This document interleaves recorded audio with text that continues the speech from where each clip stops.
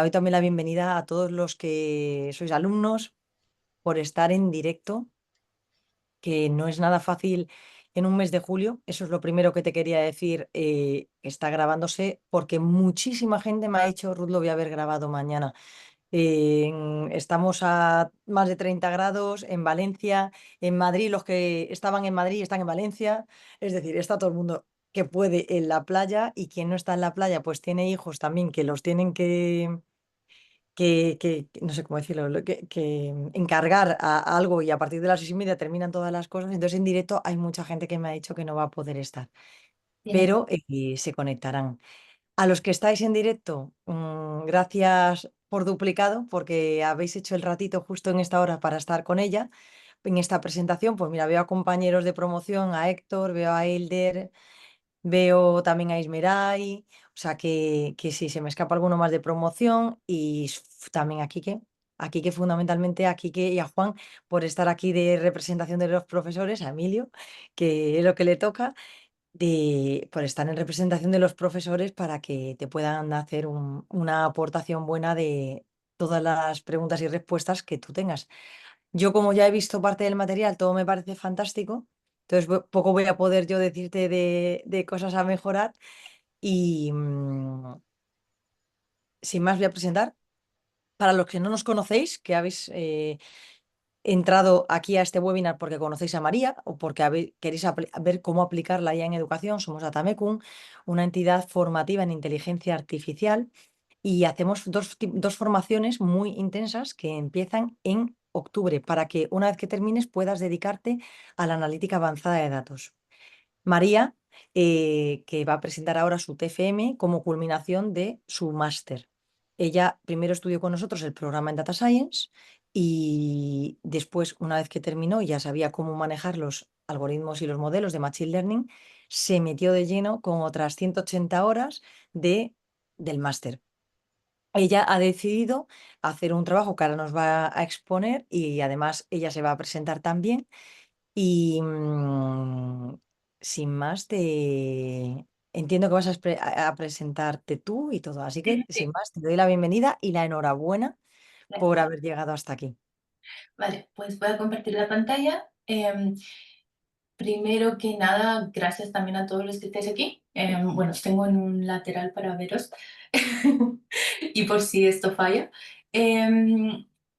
Bueno, pues en esta sesión lo que vamos a ver es cómo realmente podemos aplicar la IA dentro de lo que es el marco del sistema educacional, ya sea en una cosa, en un curso o en un máster como es Datameco o en un sistema educacional de todo lo que es un país, ¿no? A través de la presentación voy a tener algunas partes un poco interactivas en las que si os apetece participar es a través del móvil para escanear un código QR, porque así ya no es solo hablar yo, sino es que también podéis participar un poco en lo que es la presentación del proyecto, ¿no? Bueno, la agenda para hoy, voy directa al grano porque son muchas diapositivas y quiero hablar de muchas cosas. La agenda para hoy se parte en 4 capítulos, una introducción, voy a hablar sobre el RAC, lo que hice realmente, la interfaz de usuario y mejoras o siguientes pasos a este proyecto, ¿no? Vamos a pasar a la parte de introducción. No sé si veis esto, creo que no, espero que no.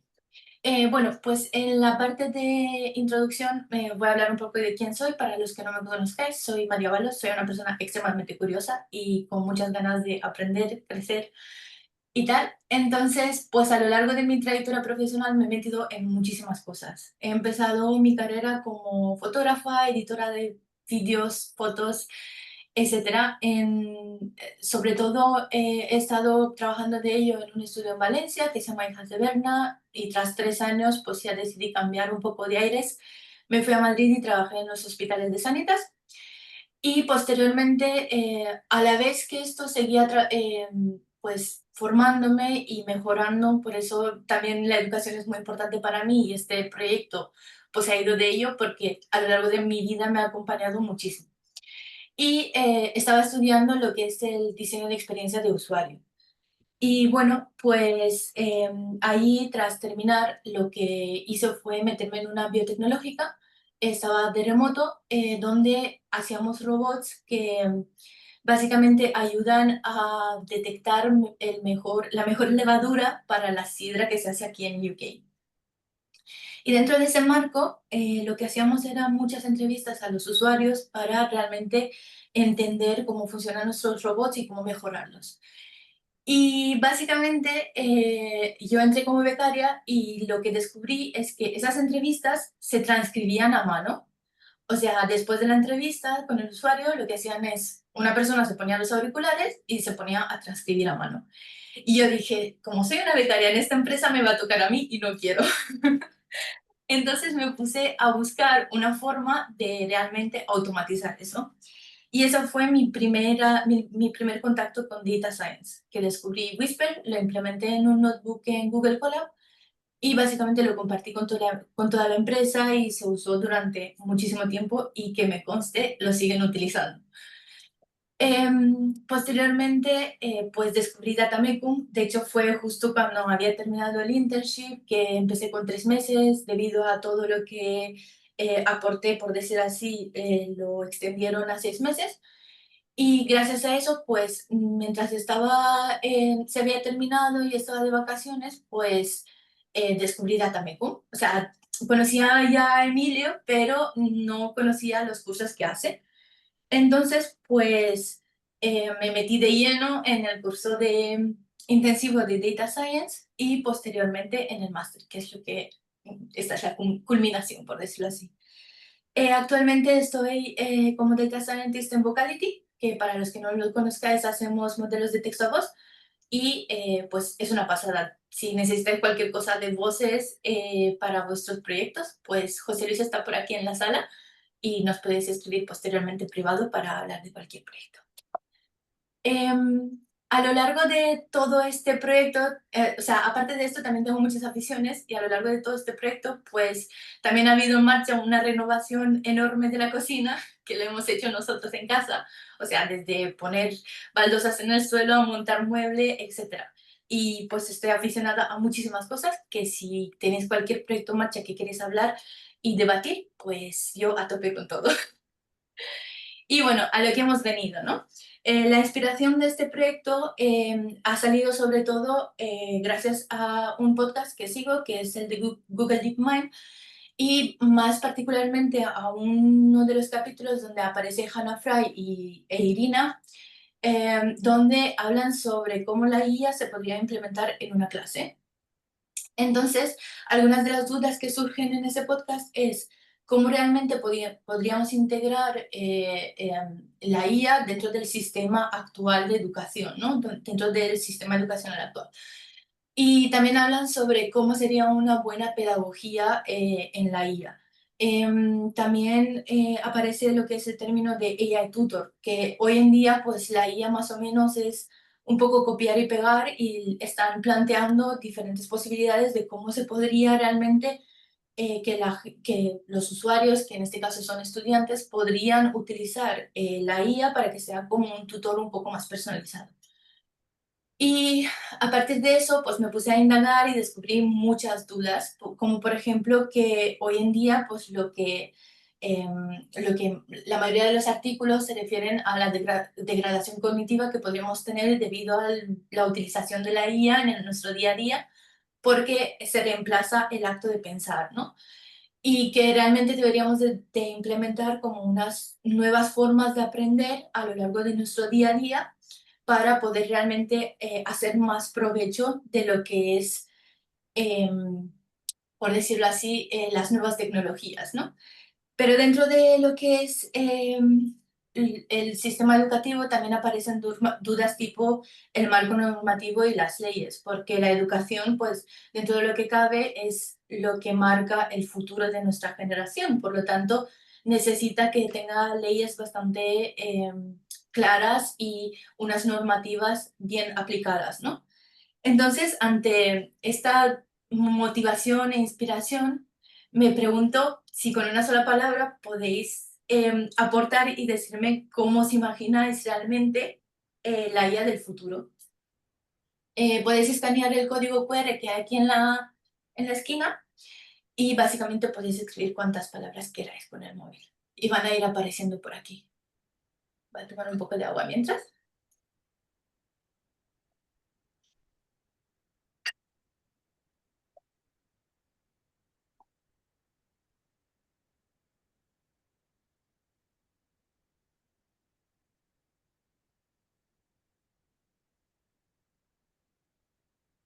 Impersonal, interesante. Personalizada, hiperpersonalizada. Vale, veo que hay bastantes opiniones contradictorias, pero a la vez que es mucho más personalizada, claro, porque podemos realmente personalizar la IA al gusto de cada uno, ¿no? Ajustada, accesible, accesible sobre todo, yo pienso que estaría también, porque realmente podemos utilizar diferentes medios para transmitir la información. Inquietante. Yo tenía intrigante. Totalmente diferente. Vale, dejaremos esto en marcha, podéis seguir participando y seguir enviando palabras y luego lo revisamos. Voy a seguir. Esto es lo que realmente sería la IA desde el punto de vista humano, ¿no? Las palabras que más resaltan serían las palabras que realmente se han repetido más. Y bueno, yo quise saber también cómo sería la IA, la educación gracias a la IA en el futuro, ¿no? Pero también desde el punto de vista de la guía, por decirlo así. Y para mí una imagen vale más que mil palabras, entonces lo que hice fue preguntar a diferentes modelos cómo ha sido la educación en el pasado para tener un punto de referencia, cómo es la educación hoy en día con la IA y cómo sería a futuro con la IA. Esta es la interpretación que tiene Copilot sobre ello. Lo curioso es que cuando pregunté sobre la IA en el futuro, la primera vez me había dado error, me decía que no puede generarme esa imagen. Y lo que podemos ver es que la imagen del futuro es un poco una interpretación de la imagen de lo que considera que es la educación con IA hoy en día. Simplemente ha añadido dos humanoides, robots por ahí y lo ha vuelto todo azul, pero realmente lo que son las imágenes, las personas son muy similares a la IA, a cómo sería la representación en el presente, ¿no? Esto sería la interpretación de ChatGPT, básicamente con el mismo prompt. Y por último, esto sería la interpretación de Google de Gemini. Y lo que me parece curioso es que a diferencia de las otras dos, en este caso se centra mucho más en la realidad virtual, en hacer un swipe en el aire con la mano y tal. Entonces, pues me parece bastante curioso. Y bueno, para terminar un poco este apartado de introducción, os preguntaréis por qué un RAC aplicado a educación, ¿no? Pues como decía, me parece que la educación hoy en día es muy difícil de implementar lo que son las nuevas tecnologías debido a que es un sistema que es un poco obsoleto, que cuesta mucho digitalizarlo porque necesita también muchas normativas, se basa en un enfoque un poco más tradicional, pero a la vez memorización que no tiene por qué ser malo, simplemente es que con el avance tecnológico pues podemos implementar nuevas formas de estudiar, por decirlo así. Y considero que el RAC es la mejor forma de hacerlo debido a que puede procesar un gran volumen de datos de forma muy rápida, debido a que utiliza bases de datos vectoriales que pueden indexar realmente muy fácil documentos que no sean del mismo formato, por decirlo así.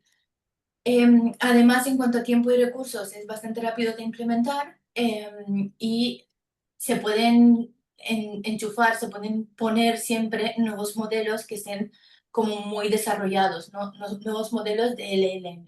Entonces estaría como siempre una nueva tecnología, por decir así.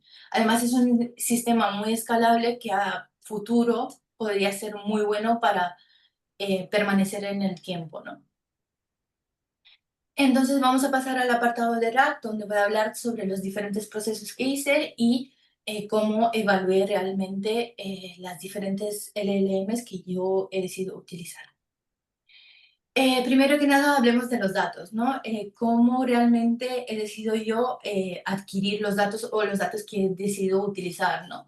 En Datamecum tenemos muchísimos recursos en diferentes formatos, pues notebooks, presentaciones, enlaces a diferentes recursos externos que nos pasan los profesores, y luego están los vídeos de las clases que se graban. Entonces, para mí, para este proyecto, dentro del marco de educación, me parecía que los vídeos que se han grabado de las clases son los que más representaban, por decir así, el contenido, porque los profesores también explicaban muy bien todo los pasos que teníamos que seguir para cada clase y tal. Entonces, he procesado todos los vídeos de Datamecum, tanto del curso intensivo como del máster, los he pasado a audio con esta librería, la FFmpeg, y posteriormente los he transcrito a texto. Para transcribirlo a texto he decidido utilizar el WhisperX, el modelo Large, porque tras calcular el tiempo que tardaría a transcribirse con un solo vídeo de 4 horas, porque cada vídeo era 4 horas, pues me valía la pena realmente en cuanto a minutos, dejarlo un par de noches y que se transcriba todo y ya está. Entonces decidí utilizar el modelo Large por eso, porque también pensé que aportaría mucho más a lo que es a la hora de transcribir todos esos datos. Y tras tener las transcripciones, he pensado en cómo realmente podría testear el modelo de RAC. Es una pregunta que ha aparecido durante todo el curso, cómo realmente probamos o evaluamos el modelo de RAG, ¿no? Y he pensado, pues bueno, puedo crear lo que es un prompt, meterle una LLM y decirle, y coger de cada una de las transcripciones 5.000 caracteres seguidos, pero aleatorios dentro de esa transcripción, y pedirle a esa LLM que realmente me genere una pregunta tipo test con solo una respuesta válida, y que además me la ponga, porque esto es una cosa que primero he transcrito todos los datos y me he dado cuenta que ha habido un fallo que siempre me ponía la respuesta correcta. O sea, he transcrito como 5 documentos o algo así. Siempre me ponía la respuesta correcta en la misma letra. Entonces ya tuve que modificar el prompt y decirle, no me lo pongas siempre la respuesta correcta en la misma letra, porque entonces no sabré si la LLM va a ir siempre por esa letra, porque sabe que ahí está la respuesta correcta. Entonces, tras procesar todas las transcripciones, me he quedado con 406 preguntas tipo test, de las cuales las he dividido en preguntas de desarrollo, pensando a futuro de cómo yo testearía, o sea, cogería alguna pregunta y se la pasaría y lo probaría, ¿no? Y luego 82 preguntas que utilizaría para evaluar. Pero ¿qué pasa? Que como yo he estado en las clases de Datamecum, una vez he tenido todo el rack montado, lo que pasó es que nunca utilicé las preguntas de desarrollo. Y al final preguntaba, vale, en la clase no sé qué, de no sé qué, no sé cuántos, ¿qué ejemplo se ha dado para explicar el rack, ¿no? Y probaba así el modelo. Entonces luego lo que hice fue evaluar con las 324 preguntas y nunca se han utilizado las preguntas de tipo test. Bueno, pues ya tenemos lo que son las transcripciones de los vídeos, también tenemos una forma de evaluar, pues me puse a crear una base de datos para realmente poder crear lo que es la arquitectura del RAG y poder tener un modelo, ¿no? Entonces, pues al principio de todo, como yo quería iterar mucho y crear mis propias funciones y tal, y sobre todo decidir los hiperparámetros, pues lo que hice fue coger solo una transcripción, separarla en segmentos, ir probando cuál es la separación que mejor cuadraba. Primero utilicé creo que menores segmentos, pero se partía mucho, entonces al final he quedado con unos segmentos de 1.000 caracteres con un solapamiento de 200. Para los dos modelos que he decidido probar, he utilizado este embedding porque he visto que tienen realmente, que funcionan muy bien los dos modelos con ello. Uno de los modelos, ahora luego hablaré sobre los diferentes modelos, uno es el de OpenAI y el otro es de Anthropic. Y al principio, como estaba haciendo muchísimas pruebas, no necesitaba realmente una base de datos permanente, entonces utilicé la de FAISS. Y una vez había tenido todas las pruebas y todas las funciones que necesitaba y tenía ya definido todo lo que es el sistema de RAG, pues cambié y metí todas las transcripciones, hice las pruebas creando la base de datos de ChromaDB. En cuanto, pues ya tenía básicamente todo lo que necesitaba para realmente crear una arquitectura de RAG. Entonces la que yo decidí, básicamente la arquitectura final del RAG sería esta, que el usuario hace una pregunta, se convierte a embeddings, esa pregunta con la ayuda del retriever pues busca a través de similitud coseno los top documentos, top K documentos más relevantes y junto con con la pregunta inicial, el historial, porque realmente el usuario no va a preguntar solo una vez, sino es que va a ver un historial de conversación, se devuelve a la LLM que genera la respuesta para devolverla al usuario. Esto es el ciclo continuo, ¿no? Entonces, básicamente esta es la arquitectura que he utilizado para este proyecto. En cuanto a resultados y cosas que he probado, pues los modelos que he probado realmente son el GPT-4 Mini, el de Claude 3 Haiku. Al principio he visto que Anthropic tenía un modelo que es un poco más nuevo, que creo que se llamaba Sonnet, pero empecé, claro, yo no quería gastarme todo el dinero sin saber, o sea, no quería arruinarme. Entonces lo que hice al principio fue simplemente pasarle como 10 preguntas y hacer los cálculos de qué es lo que me costaría para procesar las 324 preguntas, ¿no?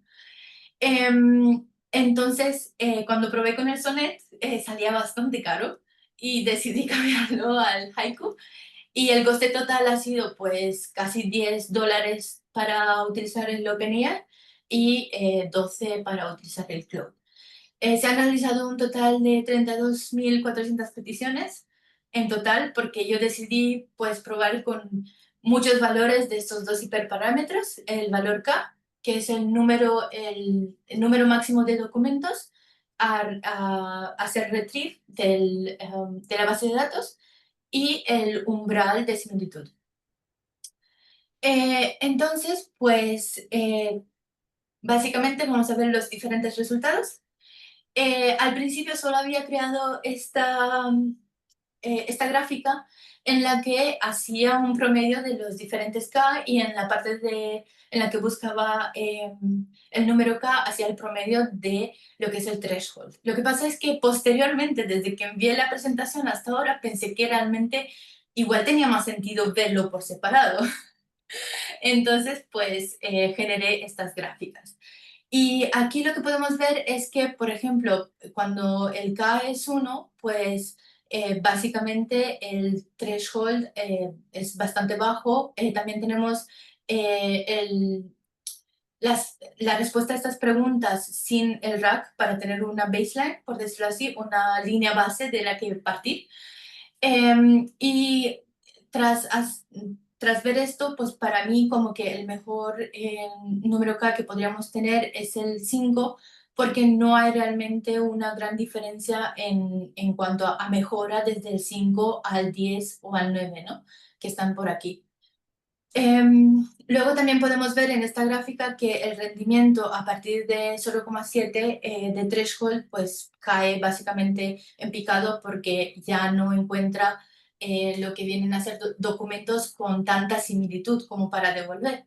Entonces pues ya el RAG no es relevante para un threshold tan alto, ¿no?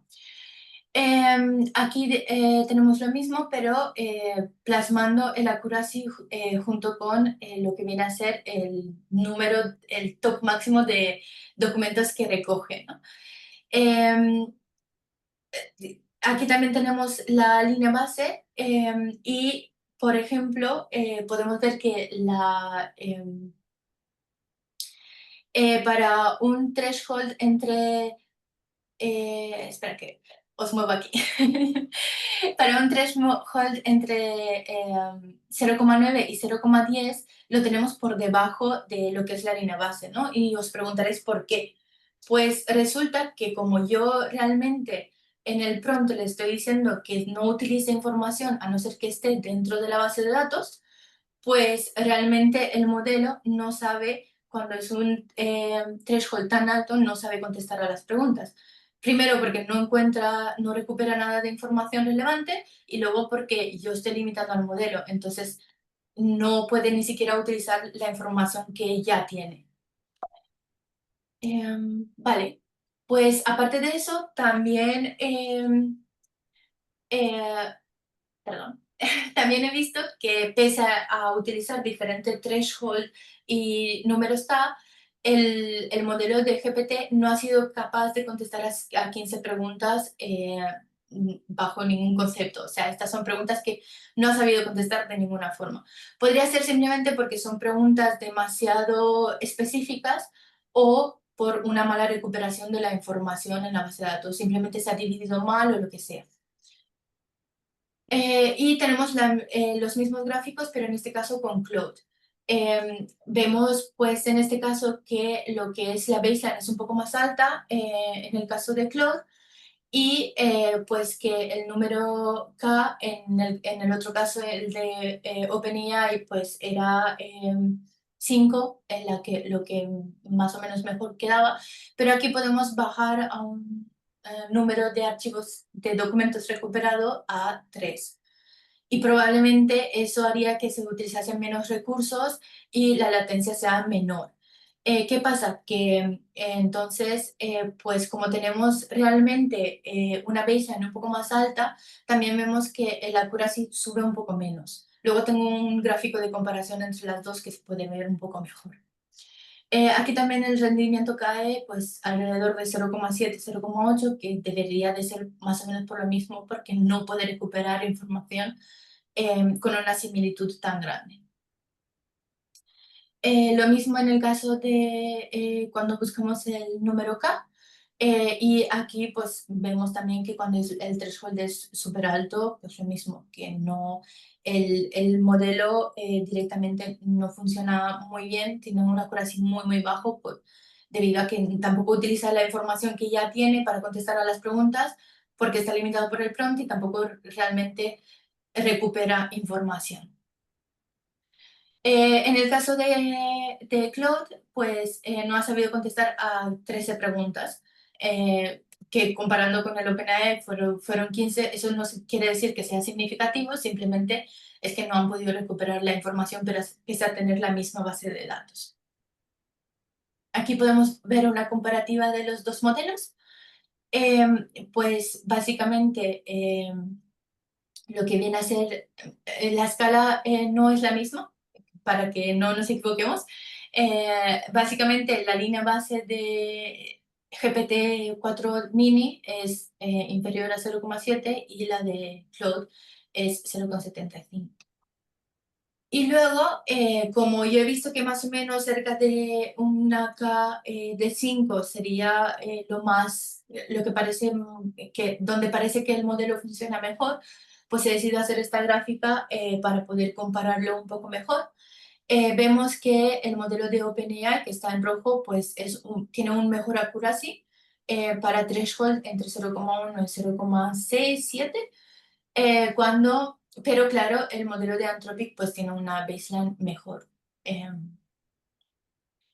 Y bueno, volvemos a una parte interactiva, si os apetece. Ahora voy a decir yo cuál me parece a mí que sería mejor para utilizar en este caso, pero cuáles pensáis que sería el mejor modelo para utilizar dentro de lo que es el marco de la educación, dentro de un sistema, dentro del sistema educativo. Ya tenemos una respuesta. A ver,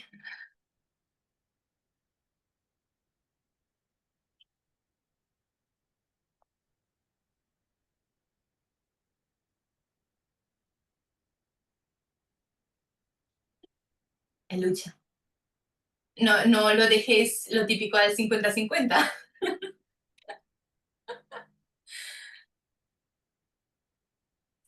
Bueno, pues parece que gana el de OpenAI. Vamos a seguir y si luego volvemos. Ay, vale. Pues ¿con qué modelo nos quedamos? ¿Qué hemos visto? Que la baseline de GPT es mucho inferior, pero ¿qué pasa? Que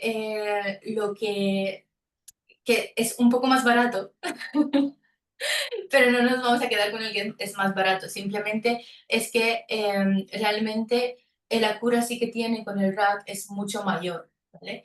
Entonces, pues probablemente sería mejor utilizar este modelo, pero también necesita más recursos, o sea, recursos de computación mayores, porque hemos decidido que le vamos a poner un K igual a 5, que es que coge 5 documentos de la base de datos para procesarlos, ¿no? Entonces también la latencia es mejor, es mayor. Cuando en el caso de Anthropic, pues el número de documentos recuperado es inferior, el coste computacional es mucho menor y la latencia pues también. Pero, ¿cómo realmente comprobamos que esto no es simplemente un sesgo de la construcción del dataset? No sé si habéis prestado atención, pero realmente yo utilicé el modelo de OpenAI para construir el dataset con el que he evaluado los dos modelos. Entonces, realmente, vistos todos los datos y tal, no sabemos si realmente es un sesgo de cómo se ha construido cada una de las preguntas y simplemente es que el modelo de OpenAI es capaz de entender mejor las preguntas tipo test que el modelo de Anthropic por el simple hecho de haberlas creado ese modelo, ¿no? Luego también hay una variación en la formulación de las preguntas. Por ejemplo, no es lo mismo preguntar sobre los ejemplos de probabilidad, no es lo mismo hacer yo la pregunta que hacer la root o hacer la Kike, ¿no? Entonces la forma en la que nos expresamos también difiere.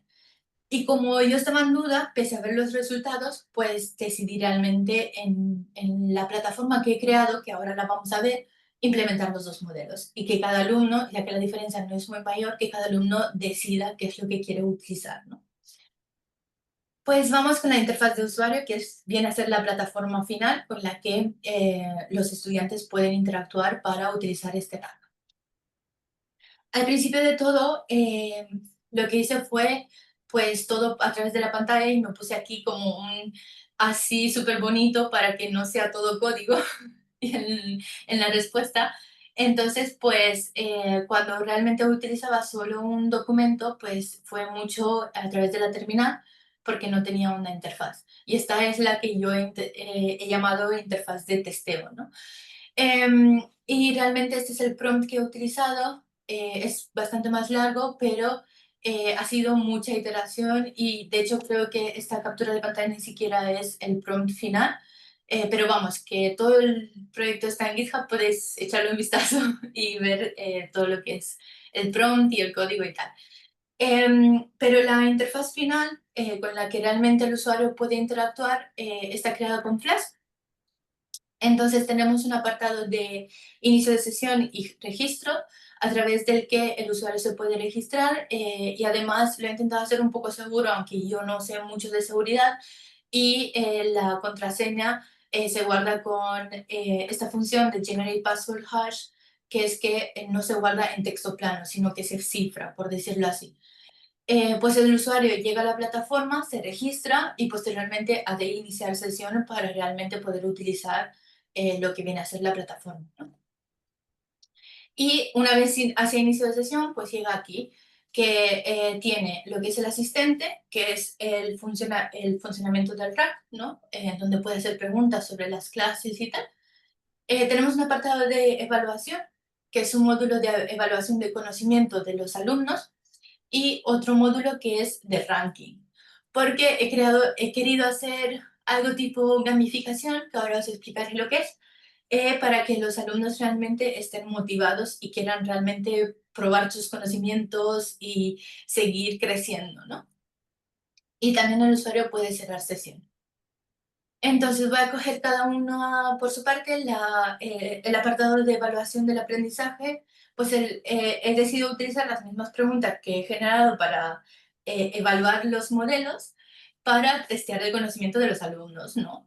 Entonces, en este caso tenemos un sistema de puntos en el que cada respuesta correcta es un punto más, cada error es un punto menos, no puede bajar de 0 porque, bueno, si no, igual algunos alumnos tendrían muchos menos, y cada 5 seguidos sería una puntuación de más de 10 puntos sumados a su puntuación total.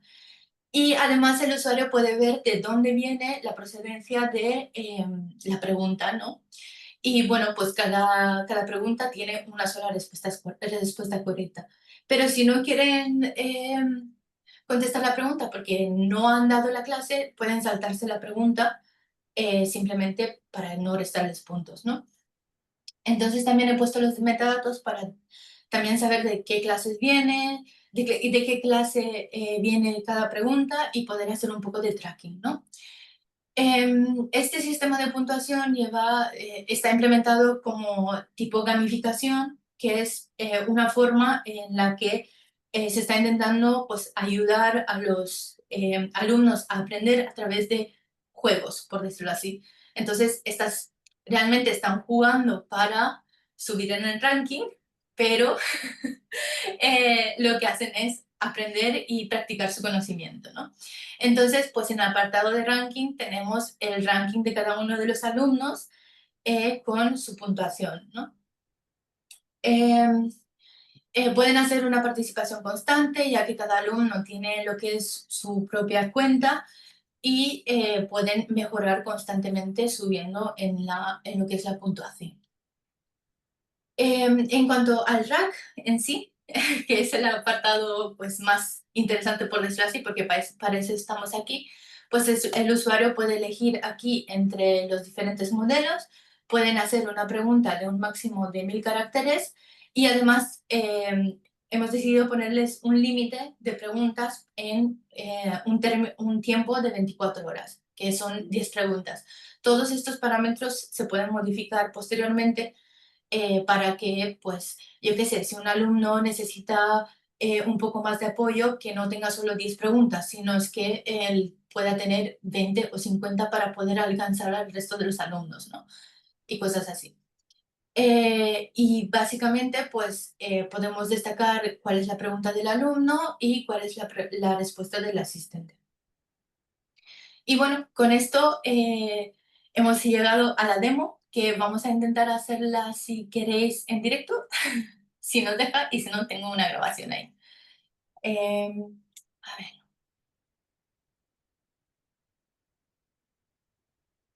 estáis viendo mi pantalla, ¿no? Creo que no. Un segundo.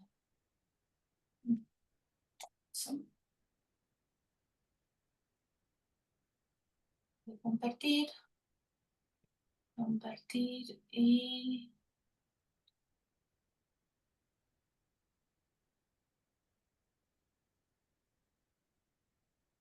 Ahora sí, ¿no? Sí. Vale. Un segundo, open in browser. Sí, se está bien. Vale. Pues como decía, el usuario se puede registrar o iniciar sesión, dado que no vamos muy bien de tiempo, creo. Bueno, voy a hacer un pequeño registro. Digamos que se registra root. Vamos a ver la contraseña, que no la he liado. Vale. Y ahora hacemos un inicio de sesión. Y ahora. Vale, pues estamos dentro. Entonces, vamos al asistente. Tenemos el de GPT-4 Mini. Voy a preguntar mi pregunta de siempre. ¿Qué es Matplotlib? He aprendido a escribirlo gracias a preguntarlo tanto. Y a ver si no nos falla.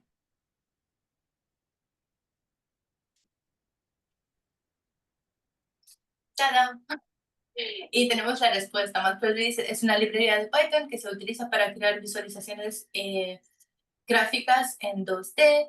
Es considerada la librería por excelencia y tal. Y bueno, podemos preguntar algo tipo mucho más específico, tipo en la clase de probabilidades, uno de los ejemplos era con dados. ¿Me lo puedes explicar? A ver si... llega a encontrarlo.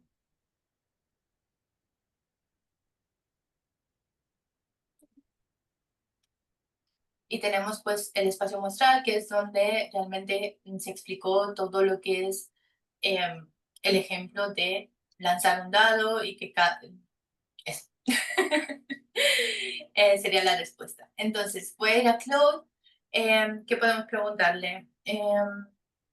Explícame mejor el espacio muestral.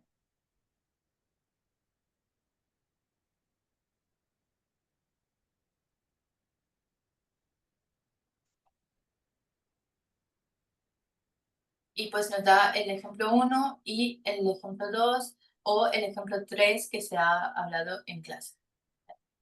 Vamos a ir a evaluación. Si alguien se atreve a contestar las preguntas, que levante la mano. Entonces, ¿qué tenemos? ¿Qué elemento es necesario configurar para poder realizar un push a un repositorio remoto de GitHub utilizando SSH? Clave pública en el repositorio remoto, nombre a la rama local, descripción del repositorio o archivo read. Yo diría que es este, pero puede estar equivocada. ¡Yay! Llevamos una correcta. Bueno, hay una retroalimentación constante porque nos devuelve la respuesta correcta si la hemos adivinado y nos da el error, pero también nos explica cuál es realmente la respuesta correcta, ¿no? Si nos hemos equivocado, para poder así aprender y la próxima vez que aparece la pregunta poder contestarla correctamente. También podemos pasar preguntas si vemos que en los metadatos a esa clase no hemos asistido o no lo sabemos, ¿no? Y tal. Y también tenemos el ranking donde Ruth pues ya está aquí en nuestro ranking. ¿Vale? Voy a terminar la presentación y si luego queréis pues hacemos un turno de preguntitas.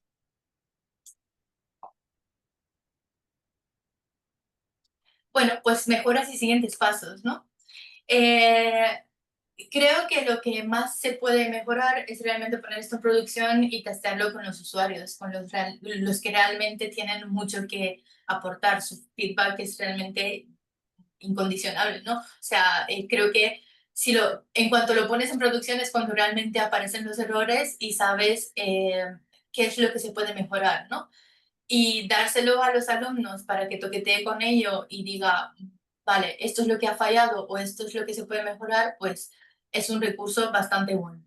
Entonces, eso sería la primera cosa que yo mejoraría, por decirlo así, o sería parte de mis siguientes pasos.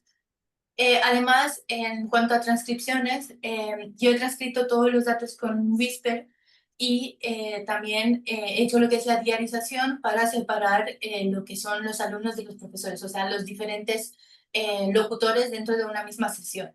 Sin embargo, tras probarlo, me he dado cuenta que realmente funciona bien y no he nombrado cuál es cada uno de los speakers. Hubiese tenido bastante trabajo para identificar pues la persona que más habla sería la que es el profesor, ¿no? Y el resto los alumnos, identificar cada uno de los alumnos y tal. Podría ser muy beneficioso si, por ejemplo, a futuro quieres preguntar sobre, en la clase de Emilio, cuando explicó Introducción a la IA, ¿qué es lo que dijo sobre X? Si quieres algo muy específico sobre un profesor, ¿no? Sobre los datos de un profesor. Pero también entraríamos en lo que es pues protección de datos, por si algunos de los profesores no quieren realmente que se identifique quién ha dicho qué, ¿no? Igual también sería beneficioso pues dejar el código de tiempo de la transcripción para posteriormente, en vez de devolver lo que es el texto o una respuesta a texto, devolver un trocito de vídeo del profesor explicando la clase, ¿no? También se podría utilizar el historial de conversación, guardarlo, porque ahora mismo no se está guardando, guardarlo para que a futuro pues cada profesor pueda recibir pues un informe mensual de este alumno, igual necesita más apoyo porque ha preguntado mucho sobre embeddings o cosas así, ¿no? Cosas para que los mismos docentes puedan aportar más a los alumnos si ven que necesita refuerzo. Y por último, pues como ahora mismo trabajo para Vocality, pues algo tipo texto o algo, transcribir a voz y en vez de devolver, pues yo qué sé, texto, poder devolver realmente a hacer un modelo speech to speech, utilizando pues Whisper para transcribir lo que pregunta el usuario, buscarlo en la base de datos y devolver speech también. Entonces, pues esas serían como las mejoras o siguientes pasos que a mí se me han ocurrido hacer, pero seguramente hay muchísimos más y se hubiese podido enfocar de una forma totalmente diferente. Por último, algunas conclusiones, pues integrar lo que viene a ser la inteligencia artificial dentro de un aula de forma pedagógica o en un sistema educativo, pues se podría hacer, claramente se podría hacer de una forma equilibrada, segura y controlada gracias a implementar un RAP. Habría simplemente que limitarlo mucho porque ya hemos visto que se puede limitar y solo utilizar el conocimiento que adquiere la base de datos. Realmente no considero que esto en ningún momento sustituiría el rol docente, simplemente amplificaría el aprendizaje que ofrece a través de preguntas pues, más personalizadas, una educación un poco más inclusiva y más adecuada a cada uno de los alumnos, ¿no? Y además considero que a través de una plataforma como la que yo he creado se podría promover una competición sana entre los alumnos de una misma clase, un mismo instituto o una misma, no sé, un mismo curso, por decirlo así. Y eso es todo. Encontráis el repositorio en GitHub a través de este enlace con todo el código y todos los datos que yo he utilizado, a excepción de la base de datos, porque eso es conocimiento de Datameku que no me pareció justo compartir. Y ya está, pero podéis implementarlo para que simplemente pasarle cualquier otro, o sea, está implementado de tal forma para que si le pasáis cualquier otro documento, se pueda poner en funcionamiento, por decirlo así. Y ya estaría todo. Dudas y preguntas. Bueno, voy a hablar yo primero, ¿vale, Emilio? Que enhorabuena porque la verdad que verlo hecho en nuestra propia empresa es una impresionante de pensar los pasos más que se podrían dar, porque efectivamente yo lo que he pensado es, sería genial ver que te dijera, está en el minuto, las clases son de 4 horas, pues antes de 5, está en la hora 2 minuto 23 y que tú fueras ahí y lo pudieras revisar. Incluso también ahora que me estoy pegando con YouTube para que incluya el timing dentro de los vídeos a la vez que, por ejemplo, mañana cuando suba tu vídeo, pues yo lo tengo que pasar en otra aplicación, incluir los timings también, cosas así relacionadas y verlo en un caso tan práctico, la verdad que te hace pensar todo el material que se podría subir de muchísimas clases que son online para hacer algo similar. Sí. A ver, yo cuando lo pensé, es que pensé, hay tantos datos ahí en esos vídeos. Claro. Por eso había insistido mucho en hacer este proyecto, porque además es que creo que puede aportar mucho a alumnos futuros, ya sea, o sea, en este caso en Datamecum porque está creado con esos recursos, pero Mm, creo que realmente puede ser una muy buena ayuda a futuro para próximos alumnos que, no sé, de cualquier otra cosa que quieras aprender. mm. Y no me planteo tampoco el problema de la privacidad de datos porque cuando una persona entra en Datamecum, igual que cuando hacemos un webinar, se firma un contrato en que la clase va a ser grabada y que tus datos se van a utilizar para poder hacer cosas para mejorar la clase. Es decir, que Claro. ahí, salvo que tú saques, como has dicho antes, la voz de una persona específica Sí, sí. distinta a la del profesor, tampoco vería ningún problema. Otra cosa es que la clase, en vez de ser de ciencia de datos, fuera de coaching o psicología, y entonces la gente de puntos de vista más personales, pero igual también lo único que se me ocurre, por los ejemplos que puedan poner a veces los profesores o los ejemplos que a veces las personas que hablan de, no, yo en mi empresa hacemos, y claro, la clase está grabada, pero bueno, una cosa es que esté Claro. grabada y que vayas a mirar exactamente la pregunta, y otra cosa es que esté ahí, dime fulanito que ha dicho de la empresa tal, yo qué sé, algo así. Pero vamos, fenomenal, María, ¿eh? Un trabajo tanto muy potente a nivel visual que se ven los resultados muy rápido. Y ahora dejo aquí que ya Emilio que entre en la parte más técnica. Pues no sé. Venga, Quique, quédale tú.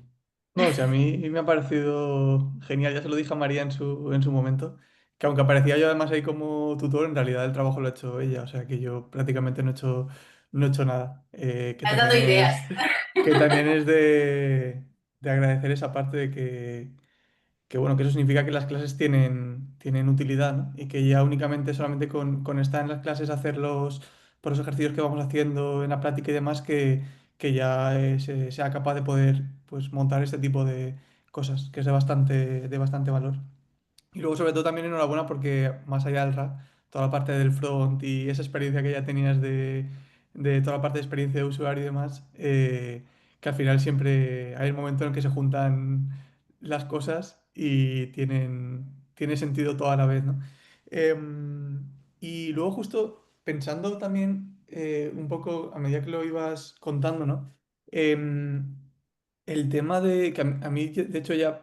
Bueno, aunque la parte formativa pues es un hobby que me gusta hacer de vez en cuando y más, pero sí que le doy bastantes vueltas a cómo la tecnología o esa parte de datos o la IA o automatización y demás puede aportar valor ahí.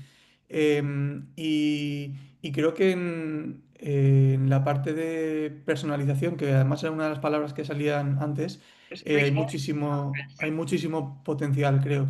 Porque, bueno, al final sí, cada persona aprende de una manera distinta, con unos recursos distintos, ¿no? Y con unos pues, procesos de aprendizaje distintos. Entonces, escalar eso, personalizar eso únicamente con personas o con profesores, digamos, particulares para cada alumno es inviable. Y creo que a día de hoy, con este tipo de herramientas, ya tenemos la capacidad de poder personalizar rutas de aprendizaje, o resaltar más posibles errores o que haya cometido el alumno y que hayan que reforzar, que de otra manera no se podía hacer de ninguna forma, ¿no? Entonces, quizá como uno de los puntos que a lo mejor se podría incorporar en un futuro, al margen de esos cuatro que has comentado, y además en un entorno también de gamificación, ¿no? Como el que has enseñado, es toda la parte pues, recomendaciones de rutas de aprendizaje, ¿no? Por encima de esos contenidos que te muestran. O incluso hacer resúmenes y hacer documentación, o apuntes de las sesiones, específicos para cada uno de los alumnos para reforzar esas partes que a lo mejor tienen más problemas pues, de poder aprender o que tienen cometer más fallos y demás, ¿no? Ya no solo únicamente para el alumno, para el profesor, como feedback de que el alumno a lo mejor flojea más en según qué parte, sino también, eh, pues en la parte de reforzar al alumno prácticamente en tiempo real, ¿no? Y bueno, y a nivel de modelos de negocio y demás, se me ocurren mil cosas que creo que se pueden hacer por encima, ¿no? O sea, que poder tener formaciones muy específicas o hacer formaciones muy específicas, en esa plataforma donde tú a lo mejor puedas, no sé, pagar una suscripción, y tengas una formación personalizada en temas de IA y demás con estos contenidos, pues también puede ser súper potente.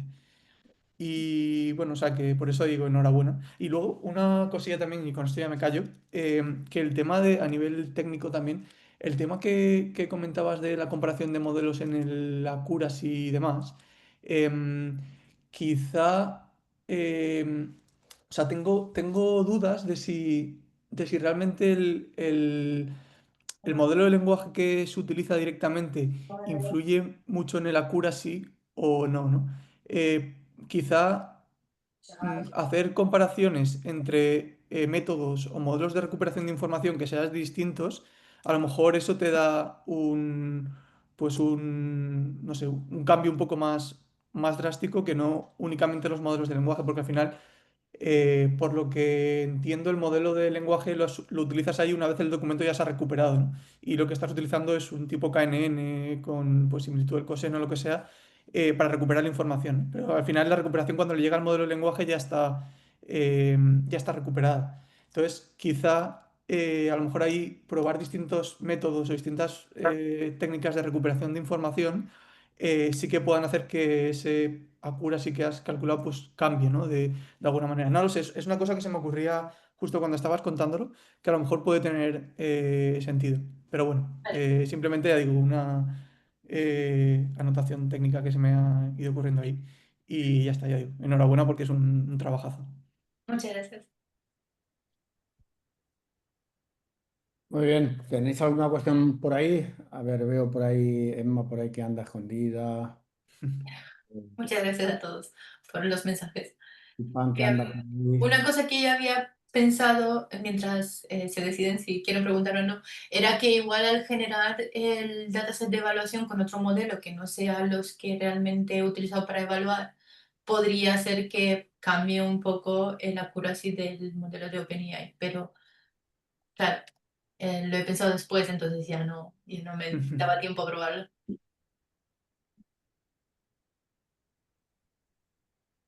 Nada, nadie se atreve. Bueno, igual se atreve mucha gente, pero nadie está por la labor. Venga, Andrés. Hola, hola, ¿qué tal? ¿Qué tal, Emilio? ¿Qué tal, Quique? Hola María, Andrés, ¿cuánto Buenas. tiempo? ¿qué tal? Oye, nada, me hago eco de todos los mensajes que están escribiendo. La verdad que ha estado impresionante tu TFM. Y más que nada que quería, estoy en un proyecto muy similar a lo que has abordado y he estado utilizando la librería para la extracción del audio, FFmpeg o algo así. Y estoy utilizando Whisper, pero a través de Docklin, que es la librería de IBM, que te da una capa de bastante personalización. Y, y nada, la pregunta era, he visto que está utilizando el Whisper X para eh, serialización e identificación de locutores en los vídeos y demás. ¿Y cómo te plantearías a la hora de extraer en caso? Sé que comentaste la parte esta de los ID y esta identificación de los locutores, pero ¿cómo lo plantearías ya para ejecutarlo? Diríamos así. Es Mm, que el Whisper AI ya te detecta a través de, tienen una parte que es diarización y ya te detecta el locutor que está hablando. Entonces, ujú. a la hora de devolverte la transcripción, te la devuelve por locutor. Te pone speaker 1 y te pone todo el texto. Speaker 2 te pone todo el texto. Entonces, básicamente es que ya está implementado dentro de Whisper. No sé si te referías exactamente a eso o algo más en concreto. Sí, sí, sería eso, porque he estado utilizando el Whisper que simplemente hace la transcripción de todo el audio, pero no hace la identificación de los locutores. Sí que he visto esta parte de la Whisper X, pero no la he implementado. Y bueno, más que nada eso, porque tomar tu orientación y nada, lo dicho, Sí, la verdad que impresionante. básicamente, perdón por interrumpirte, básicamente en el repositorio hay un script que se llama transcriptions que te hace eso. Puedes usarlo directamente desde el repositorio que he creado para este proyecto. Ya husmearé por ahí. Muchas Vale, gracias. nada, a ti. Muy bien, ¿algún comentario más? Nada, pues si no hay ningún comentario más, ninguna mano levantada, lo primero de todo es, vamos, como dice nuestro rey por Navidades, es todo un orgullo y una satisfacción. Pues Luis, tú como eres republicano, tápate los oídos. Pues es todo un orgullo y una satisfacción ver, digamos, Laura también. Bueno, ahora ya somos todos republicanos, pero que es, vamos, la verdad es que desde que arrancó María, verla presentando este tipo de proyectos, pues la verdad es que es yo creo que es una satisfacción para todos, los primeros los profesores que se han encargado de llevarla en volandas hasta aquí. Así que, oye, Total, enhorabuena a ti y enhorabuena a todos los profesores que, digamos, siempre pasan por ahí desapercibidos, pero vamos, si no tuviéramos el pedazo de claustro que tenemos, pues esto no sería nada. Y sobre el proyecto, solamente dos cosas. La primera es, los que trabajéis en voz os tengo que dar una alegría porque acaba de salir de Mistral un modelo que se llama Vostral. Es mucho más barato y según lo están anunciando, se equivoca menos. Entonces, si lo buscáis por ahí, es de Mistral, de ahí lo de Vostral, y vamos, es recién salido del horno. Y correcto, ese es. Andrés ya también parece que lo tiene en el radar. Y la otra cosa es, yo, visto esto, yo siempre tirando para casa, recomendaría que te presentaras tú mándalo como idea al tema de la aceleradora esta de empresas de IA que va a tener la V y que sacaremos la convocatoria en septiembre. Entonces, como es una aceleradora, que no es una incubadora, en principio no tienes por qué tener la empresa ni, digamos, ni escrita ni historia, pero yo creo que vamos, tiene un montón de recorrido, ¿eh? O sea, yo creo que, digamos, pues hemos estado hablando aquí en plan de formación, pero también lo puedes, yo creo que llevar al tema de las múltiples reuniones que hay, múltiples departamentos de empresa. Es decir, yo creo que es, digamos, buscarle el agujero de la aguja y ensartar el hilo donde toque. Carlos, tienes la mano levantada. Eso es. Sí, bueno, yo tenía una pregunta para María. ¿Me escuchas bien? Sí, sí, sí. Sí. Bueno, hola a todos, primero de todo. Que te quería preguntar el por qué has puesto como, bueno, no como variable, sino porque he visto que K era el número de documentos que habías consultado para hacer el rack. ¿Por qué es importante esto?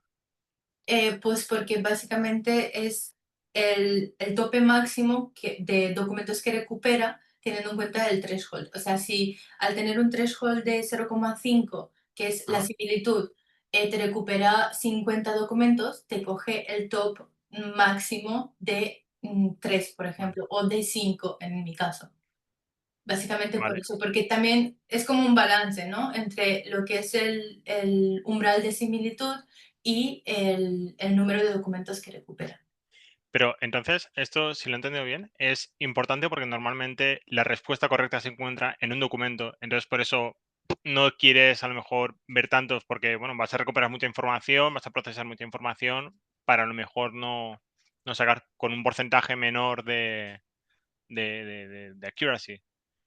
Em, Diría que no necesariamente la respuesta correcta sería solo en un documento. Piensa que, por ejemplo, sobre los embeddings hemos hablado durante las clases de Data Mekun, por ejemplo, en, yo qué sé, en Natural Language Processing, en esas clases, en las de RAG, en, no sé, un montón de clases. Entonces, probablemente a la hora de recuperar la información va a coger lo que es más similar, pero lo va a encontrar, la palabra embedding la va a encontrar en X documentos, en 20 igual.